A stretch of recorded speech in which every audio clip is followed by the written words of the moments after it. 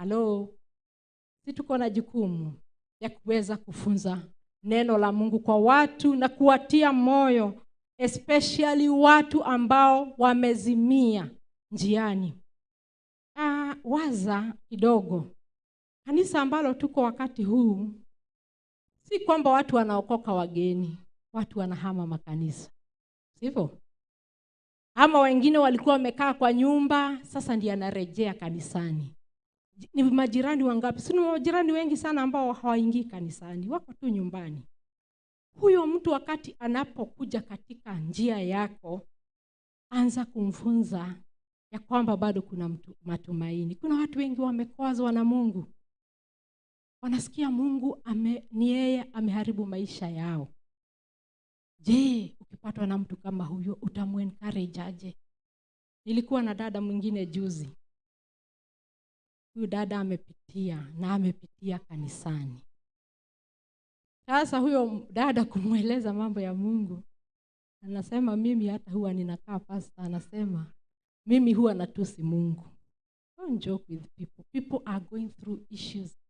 Na anasema mimi hata kanisani nashindagwa nitaenda aje. Kama pastor mwenyewe ndiye alisimama madhabahuni, akaweza kunilaani, akaweza kunifukuza. Lakini sasa nikawa nikimwambia, unajua kuna difference ya kanisa na cult. Ndio? Si kanisa la ukweli, pastor wetu anaweza simama hapa atusi mtu. Lakini amekuja na jambo kama lile. Utamwambia namna gani? Anasema mimi nimeumia, mimi nina majeraha. Unaongea yote, mnaongea masaa, inafika hata masaa 4. Bado hamjaweza kufikia yule mtu aweze kumrudia Mungu. Na ukumbuke neno la Mungu katika Wakorintho mlango wa 5 nasema ya kwamba tumeitiwa huduma ya kuweza kureconcile watu. Kwa hivyo hiyo ni jukumu lako kama kanisa. Sasa nimalizie hii hadithi ama maisha ya huyu mtumishi wa Mungu. Na baadhi ya Wafilisti mstari wa 11 walimletea Yehoshafati zawadi na fedha ya kodi. Waarabu nao wakamletea makundi, kondoo waume 7,700 na mabeberu 7,700. Sasa si hiyo ni kuaccess? Ama kuaccess ni nini? Do you know it is possible? Watu wanaweza kukuletea pesa, wanaweza kukuletea mali, nawe uweze kuaccess the kingdom treasures. Sasa huyu alikuwa na siri. Alijua jinsi ya kuweza kuaccess. Nakumbuka pale juu, kuna matendo mazuri ameweza kutenda mbele ya Mungu. Si bure. Utakaa ukunje mikono useme ni mwaka wetu. Disemba ifike ama Septemba ifike, pastor ataanza kutuambia yale amepokea. Na ashaanza kupokea. Sasa uanze kusema kwani ni pastor. Alikuwa anasema junior. Hapana. Align yourself with the word of God. The word of God is true. By the way, hatuna kitu kingine ya kujishikilia maishani, ni neno tu la Mungu. Tukiweza kufanya neno la Mungu, hakuna mlima mbele zetu. Kwanza jiulize, Mungu ni wapi unataka nitengeneze? Ni nini Mungu unataka nifanye? Na wacha nikwambie, ukiwa aligned, hakuna jambo Mungu hawezi kukuacha. Huyo dada nilikuwa ninamwambia kitu moja. Unajua kwa Mungu, ukitenda yaliyo mapenzi yake na kama ameamua kama ni kukubariki, hata kama atakupea dunia yote, Mungu hana wivu. Si ndivyo?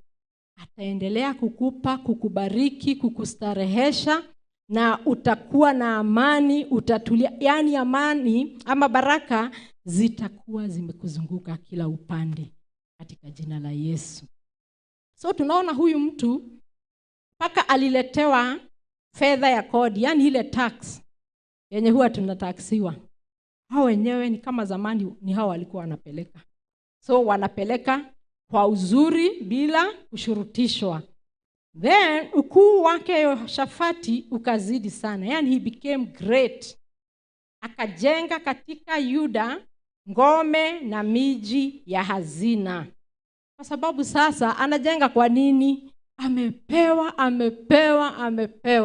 Sasa anaanza kutengeneza go downs za kuweka vitu kwa sababu ya vile Mungu amemtendea. Mstari wa 13, naye alikuwa na kazi nyingi katika miji ya Yuda na watu wa vita, watu mashujaa humo Yerusalemu.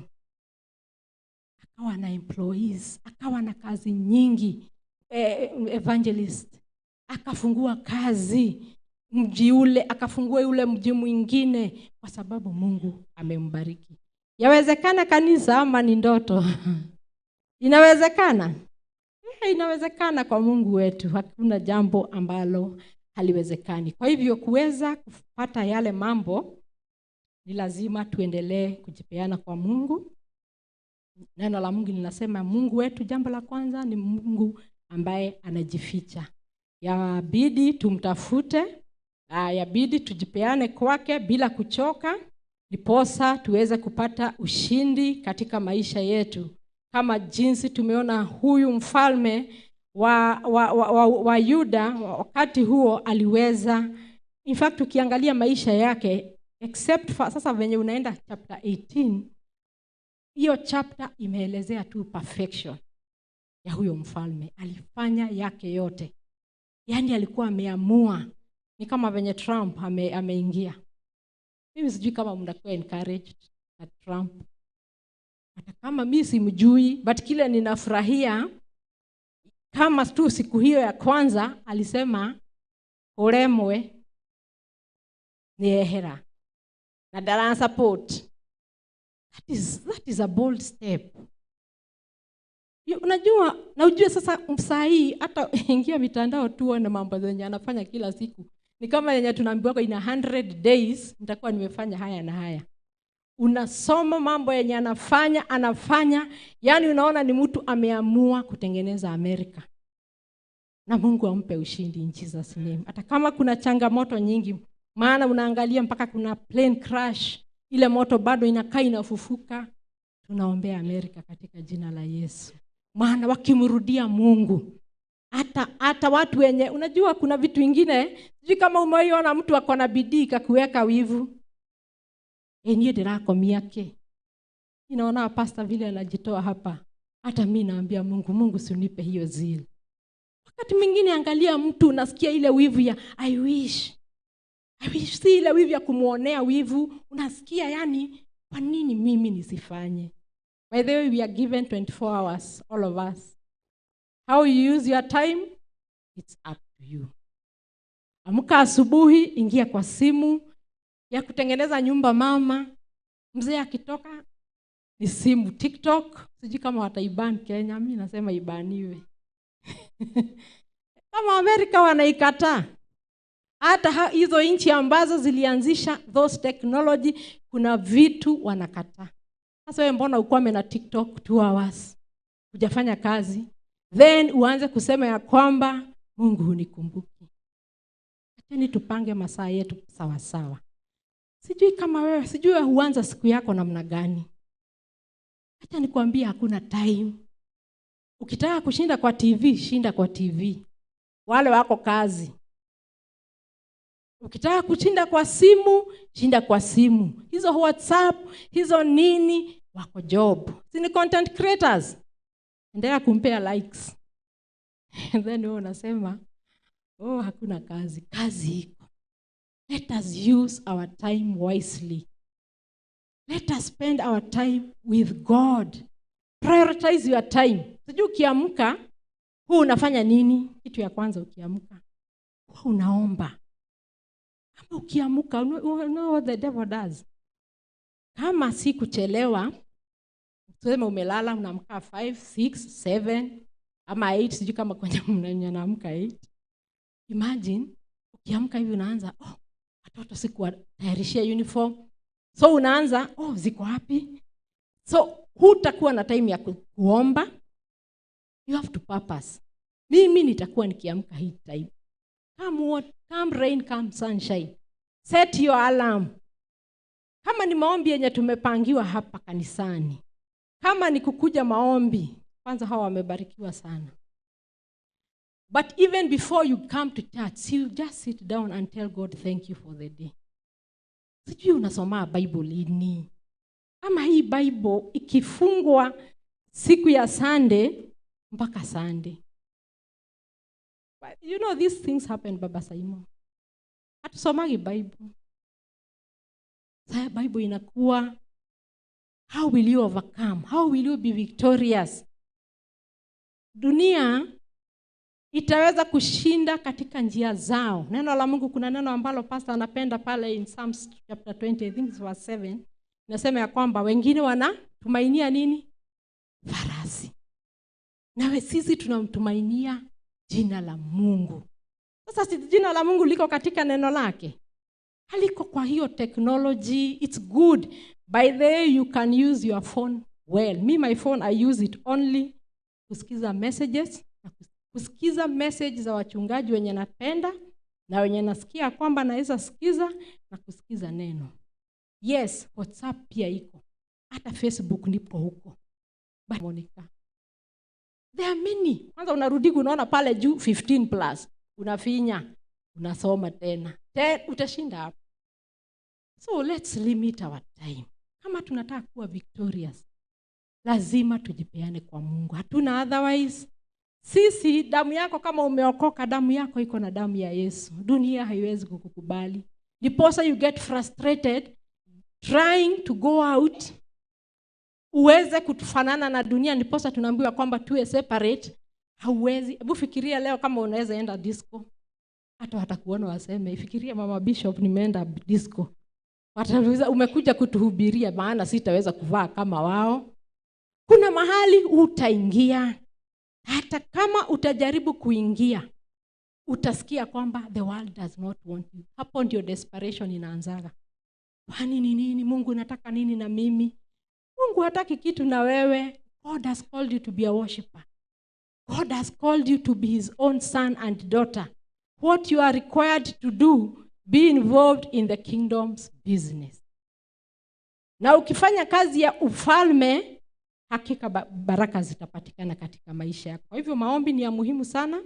Lazima tuwe watu wa kushukuru Mungu kwa sababu ya maisha yetu, kwa sababu bila Mungu hakuna jambo ambalo tutaweza. Foundation ile kubwa sana kwa victorious life ni maombi. Tunamhitaji Mungu.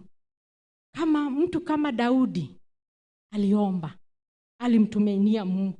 By the way, David alikuwa anauliza Mungu, hata akipigana vita leo na ashinde, kesho kama kuna maadui, bado alikuwa anauliza Mungu, bado nishambulie? Kwa hivyo kuuliza Mungu. Danieli tunaona atakakiwa katika nchi ya Babiloni, alimtumainia Mungu. Hata katika mazingira ambayo yalikuwa magumu, aliweza kumuomba Mungu, hata akawekwa katika tundu la simba, sivyo? Lakini si Mungu alimuokoa. Tunaona kama hizo ni story. Hata wewe Mungu amekuokoa mara nyingi. Ukipewa nafasi kusimama hapa, utaweza kushuhudia yale Mungu amekutendea. Yesu ambaye alikuwa mwana wa Mungu, ilimbidi aombe mapema. Mark 1:35. Neno la Mungu linasema ya kwamba mapema alienda kumtafuta Mungu. Kwa nini? Kwa sababu alitaka Mungu amhusishe babake katika mambo yote anayofanya. Inatubidi tuweze kumuinvite Mungu katika maisha yetu. Tumaini Bwana kwa moyo wako wote, wala usizitegemee akili zako mwenyewe. Katika njia zako zote mkiri yeye, naye atanyosha mapito yako. Kwa hivyo ni vizuri umtrust Mungu katika mapito yako yote. Hata hiyo verse 7 naona, usiwe mwenye hekima machoni pako, mche Bwana, ukajiepushe na uovu. Philippians 4, msijisumbue kwa neno lolote, bali katika kila neno kwa kusali na kuomba pamoja na kushukuru, haja zenu na zijulikane na Mungu. Na amani ya Mungu ipitayo akili zote itawahifadhi mioyo yenu na nia zenu katika Kristo Yesu. Hiyo verse 6. Tusijisumbue kwa neno lote. Kwa hivyo katika hali ambayo unapitia, neno la Mungu linakushauri uweze kuwa mtu ambaye hajisumbui, bali katika kila neno kwa kusali na kuomba pamoja na kushukuru, haja yako na ijulikane kwa Mungu, nawe utapata amani ambayo Mungu ameweza kutuahidia. Kwa hivyo maombi it's not based na our feelings but on faith. Wakati mwingine unasikia kwamba hutaki kuomba, omba wakati huo. Kuna wakati unaamka unasikia labda umechoka, unasikia kwamba huna nguvu ya kuendelea. Wakati huo ndio wa kuomba sana, kwa sababu kunalo jambo Mungu anaweza kukufanyia, atakuinua. Na tuahidi ya kwamba Isaiah chapter 40 verse 31 ya kwamba yeye ndiye hutu renew our strength. Kwa hivyo kabidhi maisha yako kwake katika maombi, naye atakutendea mambo makubwa. Utakuwa na ushindi katika maisha yako siku hiyo, si kwa sababu ya nguvu yako, lakini kwa sababu ulimtumainia Mungu. Imani yako iko ndani ya Mungu kwa sababu ya mambo ambayo unayotaka kufanya. Maono ambayo uko nayo yatafanikiwa ukiendelea kumtumainia Mungu na kumwambia, sio kunyamaza. So make prayer a priority. So also listen when praying. Ni vema mtu asikize akiomba. Can I surprise you? This word topic, hiyo message, victorious Christian living, nilipata nikiomba.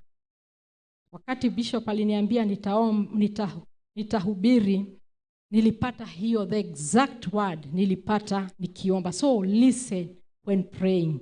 Wakati unajifunza kuomba na wakati mwingine unajiweka kusikiza kile Mungu anasema, Mungu hunena. Vile hunena ni ya ajabu, lakini yeye bado ananena. Kwa hivyo maombi ni ya muhimu. So guard your time of prayer. Peane, jua wakati wa kuomba. Jua ni vizuri kuwa na wakati wa kuomba. Hauna la ziada dada na ndugu. Hauna pa kutegemea. Hatutakuja hapa sisi jamii ya Revival tuanza kuambia nunua chumvi ama nunua haya maji, nunua haya mafuta, sijui ni ya nguruwe ukipaka hapa. Hakuna. Siri ni maombi, si ndio? Kwa hivyo Mungu hayuko mbali, ako tu karibu, anangojea kusikia ukiomba. Kitu kingine cha kufanya ni kusoma neno la Mungu. Neno la Mungu lina hekima, lina mashauri mengi sana ambayo yatakusaidia. Proverbs 18:21 inatuambia kuhusu ulimi wetu ambao tunatumia wakati tuna declare ama tuna confess the word of God. Neno la Mungu linasema hapo ya kwamba life and death is in the power of the tongue.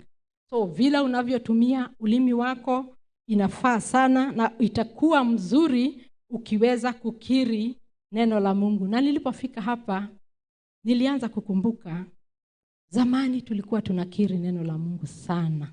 Mwaka huu katika kusoma neno tunashikanisha na confessing the word of God. Tutakuwa tukiconfess the word of God more and more katika maisha yetu. So katika hiyo pia tunapata imani ambayo inatusaidia kusema kila neno la Mungu linasema.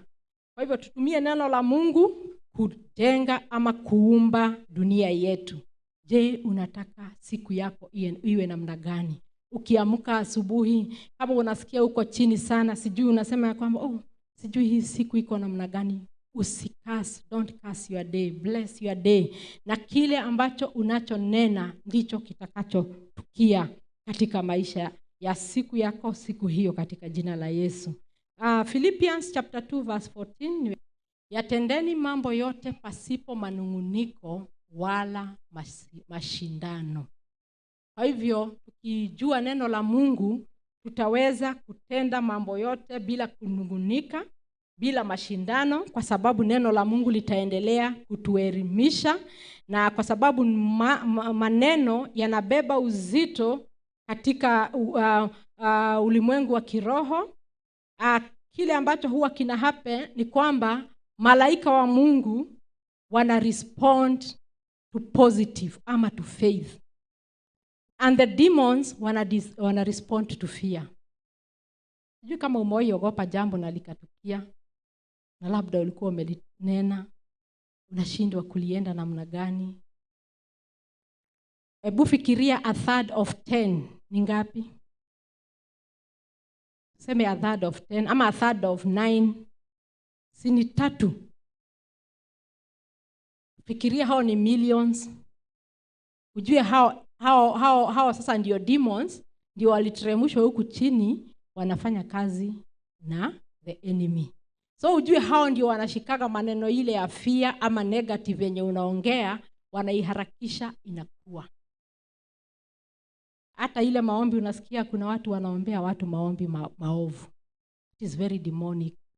No God can answer that. Tunaombea mtu ashushwe. Unaombea mtu asibarikiwe. Hiyo ndio maana unaona kama uko alert in the spirit, kama utapata jambo lile uweze kulicancel. Nikasikia mtu mwingine akisema hata saa hii mtu akikuja kuambia kitu negative, si ungoje, mwambilie tu hapo na haita happen. Si vita, na mwambie na haita happen. In Jesus name. Cancel right then. Kwa nini hayo maneno yasichukuliwe, yajibiwe na demons, ushindwe huwa kunaenda namna gani? Kwa hivyo angels respond to words of faith, but demons respond to words of fear. So maneno yako ni ya kinabii. Kwa hivyo ongea maneno kama I am blessed. I am more than a conqueror. I have the wisdom of God. Mimi nitashika masomo walio shuleni. Mimi nitabarikiwa katika kazi yangu. Jamii yangu itaokoka. Watoto wangu wataenenda katika njia za Mungu. Watoto wangu hawatanaswa katika the systems of the world ambazo ziko. Angalia tangu primary kunazo systems ambazo zimejiorganize kushika maisha ya watoto. Waende secondary, waende universities and colleges, bado kuna maroho yameweza ama systems zimetengenezwa za kushika maisha ya watoto wetu. Lakini sisi huwa tunasimama hapa Revival na tunasema ya kwamba watoto wetu ni wabarikiwa. Watoto wetu wataishi katika nyumba ya Mungu. Watoto wetu watamtumikia Mungu. Watoto wetu watakuwa the mighty in the land. That's the word of God. Kwa hivyo hatutasema hapo ndio sasa wamama tunaingia. Mtoto amekukosea, wewe ni mjinga. Hey, hebu take that word quickly. Take it back. Take it back. You know, sometimes tunaambiwa tunaona kama ni mzaha. It is serious. Acha kulaani mtoto. Imagine huyo mtoto niliyezaa miaka 19 akiwa mdogo mzuri. Ati sasa nianze kumlaani. Baada nimetumia hiyo muda ya kumlea na kumfunza njia za Mungu.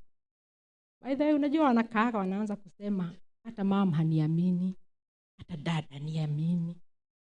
And we are told for every careless word we'll give an account. Kwa hivyo acheni tuwe careful na words zenye tunasema. Acheni words zetu ziwe prophetic, ya kwamba kama huu mwaka ni wa kuaccess kingdom treasures, mimi ni mmoja wa hiyo. Nita-access. Mimi nitashinda. Sitaonanga tu watu wakibarikiwa na mimi nimekaa tu kwa nini? Na wewe bado unamuita Mungu Baba. Baba ambaye ako ready kukubariki. Kwa hivyo Mungu anaweza, neno la Mungu linasema in Romans 4:17, Mungu wetu ni yeye anaita mambo ambayo hayako kwamba yapo. That is wakati yule wa Abrahamu. Na kama Abrahamu hakuwa na mtoto, aliweza kuahidiwa na aliweza kuona yakitimia kwa sababu ya uaminifu wa Mungu. Neno lingine ambalo tulikuwa tunapenda sana kusema, God will supply my needs according to his riches in glory. Philippians, kutana na haja zako. Haja zako hazijamzidi Mungu. Weka hiyo shida yako hapa na uweke ukuu wa Mungu wako. Jua hata ukuu wa Mungu huwezi kuushika. Ni mkuu. Kama ni upana huwezi ufikia. Kama ni urefu huwezi ufikia. Kama ni chini huwezi ufikia. Neno la Mungu linasema ya kwamba ati hapa duniani ndipo anakanyagisha miguu yake. Hebu Edaro Boroge anaona hivi, Mama Nora anataka kuendelea sasa na mission mwaka huu. Anaona, anaangalia Mama Shiko, anataka sasa awe akifungua bells. Karo anataka kuolewa. Anaona hivyo. Yaani iko kwa mikono yake. How great is our God. Sasa hii shida yenye tunaona ndogo, acha nikuulize swali. Umeona Kongo? Hamjaona Kongo kanisa? Mbona mnanyamaza? Haya.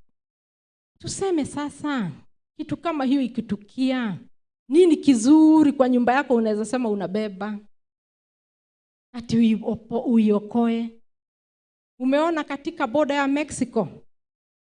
They are going in thousands. Sasa wewe shida yako labda sijui kama ni chakula, sijui kama ni school fees, na bado term iko, unaweza negotiate na mwalimu na bado uendelee kulipa.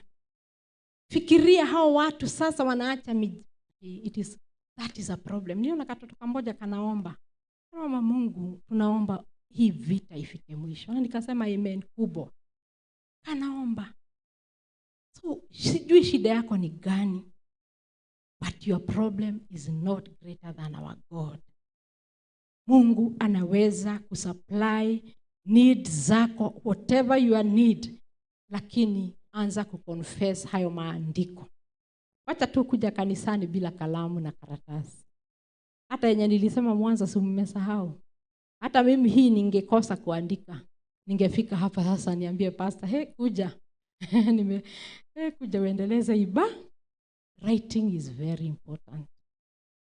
It's very important. Mimi huwa nawaambia niko na notes mpaka wakati Bonke alikuja 1999 nilienda nikaandika hizo notes. I have that book.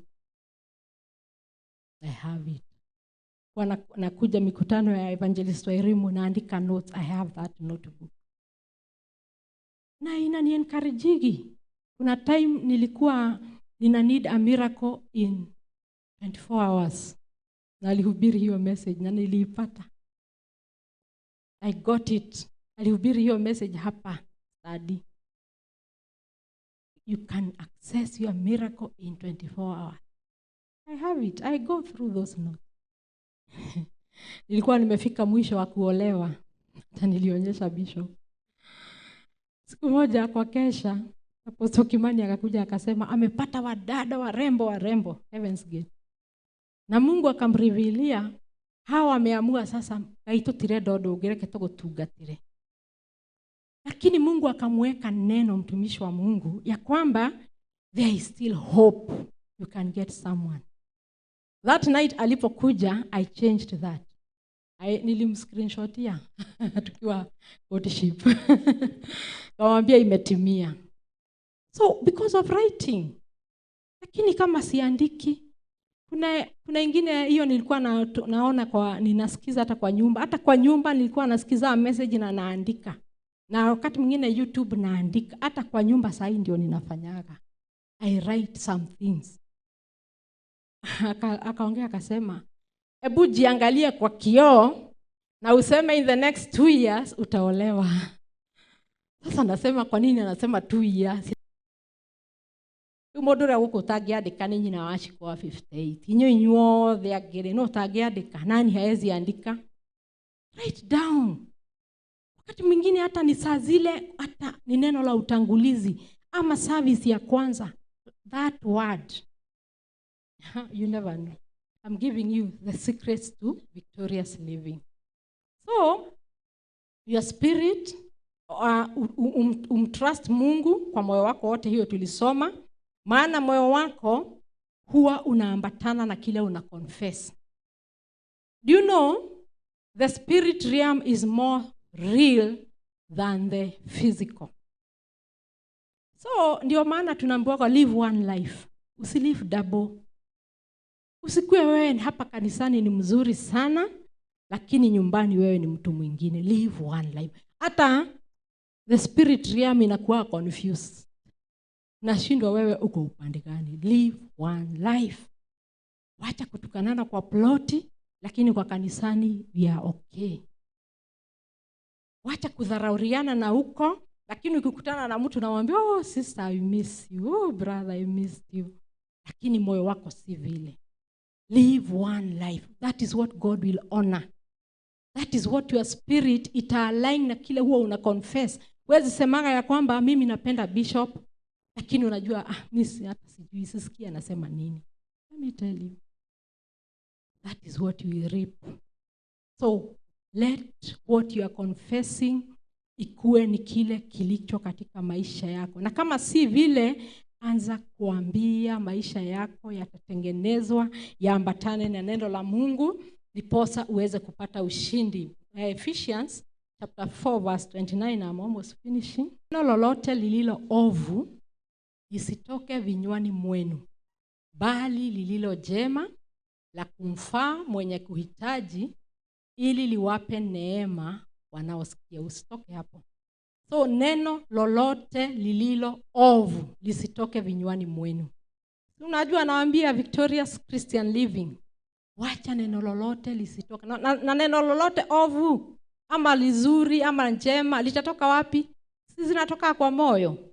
Maana tunaambiwa in Proverbs chapter 4 verse 23 ya kwamba katika moyo ndio kuna chemichemi, sivyo? Hata in the book the Gospels kuna mahali tunaambiwa yale mambo maovu yanatoka tu ndani ya mtu. Kwa hivyo hutaniambia hata hiyo kitu huwa Masisa Mtaisa ananikumbusha. Ananiambia tuseme nimwambie kitu, nimwambie no, sikuwa serious. Ananiambia mama uliniambia kile mtu anasemaga ndio kiko ndani yake. So whatever you say na kinywa chako, wacha kiwe chema cha kumfaa mwenye kuhitaji, ili liwape neema wanaosikia. Na hope mnapata neema nikiongea katika jina la Yesu. Kwa hivyo tuendelee kurepeat, kurudia mambo ambayo yatatupa ushindi katika maisha yetu. Tumweze kumtumainia Mungu katika mpango wake ambayo ako nao katika maisha yetu. Ndio tuko na mpango wa maisha yetu. Tuko na expectations, ni nini huwa tunataka katika maisha yetu. Lakini wacheni tumtumainie Mungu. Maana mpango wa Mungu kwetu ni mpango mzuri. Katika Jeremiah 11:29 anatuambia kwamba mpango nilio nao ni mzuri wa kukupa maisha yaliyo na matumaini. Kwa hivyo tuweze kumtumainia Mungu katika maisha yetu, katika mpango ambao wako nayo, kwa sababu tunajua ya kwamba hata kama kunazo delays, we will have victory. Hata kama utaona ya kwamba umedelay, but hebu jipange. Peana maisha yako, ambia Mungu mwaka huu ni mwaka wa kupanda. Nataka kupanda maisha yangu katika madhabahu yako, nipate ushindi katika maisha yako. Hata kama itanichukua mwaka moja, Mungu ninakutumainia. Mungu, hata kama itachukua miaka 2, kama kuna mahali sija cooperate na neno lako, nataka kucooperate na roho wako niweze kupata ushindi. Romans 8:28 inasema ya kwamba all things work together for our good. Kwa hivyo tunajua ya kwamba hakuna jambo lolote ambalo huja katika maisha yetu linakuja likiwa na makosa. Hebrews 11:1 inasema ya kwamba faith ama imani ni nini. Na kama tungeona kila kitu ambacho tunataka katika maisha yetu, imani ingekuwa wapi? Kama kwamba kile ambacho unatumainia umekiona. Na si neno la Mungu tuwekee karo linasema ya kwamba imani ni bayana. Ama basi imani ni kuwa na hakika ya mambo yatarajiayo. Ni bayana ya mambo yasiyoonekana. Yaani hii bayana ni kitu una expect. Lakini kama kenye wewe unataka every time, inakuwa ya kwamba wewe hutaki kuishi in faith, au unataka reality. Lazima nikuwe kama Thomas, nisipoona siamini. Basi imani iko wapi? Kwa hivyo ni vyema tukue na imani katika mambo yote ambayo tunahitaji kutoka kwa Mungu, yeye atatupa. Na pia ameweza kuweka ndani yetu roho ya nguvu na sio ya uoga. 2 Timothy 1:7. Ya pia Isaiah 40:31, hiyo nilikuwa nimequote. Kwa hivyo hayo ni bayana ya mambo ambayo yataweza kutupa ushindi katika maisha yetu. Hatutasahau prayer and fasting, kwa sababu tumekuwa katika msimu wa fasting. hata wakati huu ndiposa uendelee kuweka momentum katika maisha yako. Jitoe siku moja, siku mbili kwa wiki, unaomba, una fast, na itakusaidia kuelewa Mungu zaidi, kwa sababu unajua ya kwamba hata fasting si Mungu inasaidia, ni wewe inasaidia. Unaweza kuwa very receptive, unaweza kusikia kile Mungu anakuambia, ama unaweza kuaccess kwa urahisi uwepo wa Bwana. Kwa tujifunze pia kumngoja Mungu. Let us wait on God. Hata kama atakawia, yeye ni mwaminifu. Fikiria mtu kama Yosefu. Kama alikuwa na mambo makubwa ameambiwa atakuwa nayo, kwa sababu aliyaona yeye mwenyewe, si prophetic, aliyaona kwa ndoto. Paka akinamiwa na wazazi wake. Lakini badala ya kupata hayo, aliweza kupitia shida. Aliweza kushikwa, aliweza hata kuwekelewa mambo makubwa. Aliweza kuwa mtu ambaye aliwekwa katika jela. Alikuwa mtu ambaye aliwekwa mpaka katika shimo na ndugu wake, lakini alimngoja Mungu. Kwa sababu wakati yule alikuwa katika nyumba ya Potifa, alimwambia yule mke wa Potifari ya kwamba mimi sitamfanyia Mungu wangu dhambi.